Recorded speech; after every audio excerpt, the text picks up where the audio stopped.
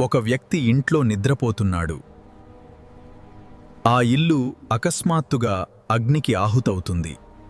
బయట నుండి ఒక రక్షకుడు బయటికి రా, నేను నిన్ను కాపాడుతాను అని పిలుస్తున్నా సరే అతను ఆలస్యం చేస్తూ చివరికి బయటికి రాలేకపోయాడు.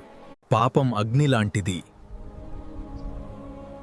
జీసస్ క్రైస్ట్ ఇప్పుడు మనల్ని రక్షించడానికి పిలుస్తున్నాడు. రక్షణను తిరస్కరిస్తే అది శిక్ష కాదు, మనమే రక్షణను వదిలేసిన ఫలితం. రక్షణ ఇచ్చినా బయటికి రాకపోతే ఎవరు కాపాడగలరు? ప్రియమైన స్నేహితుడా, దేవుడు చాలాసార్లు నీతో మాట్లాడుతున్నాడు. ఒకప్పుడు నీ మనసులో, ఒకప్పుడు నీ పరిస్థితుల ద్వారా, ఒకప్పుడు ఎవరో మాటల ద్వారా. నువ్వు దేవుని స్వరాన్ని వింటున్నావా, లేక ఇగ్నోర్ చేస్తున్నావా? ఇంకా తర్వాత చూద్దామని అంటున్నావా, లేక ఇప్పుడే ప్రభువా నన్ను రక్షించు అని స్పందిస్తున్నావా?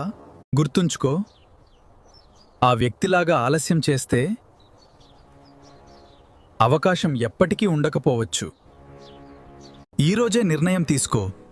యేసయ్యను సొంత రక్షకునిగా అంగీకరించు. ఆయనే నిత్య నరకం నుండి నిన్ను రక్షిస్తాడు.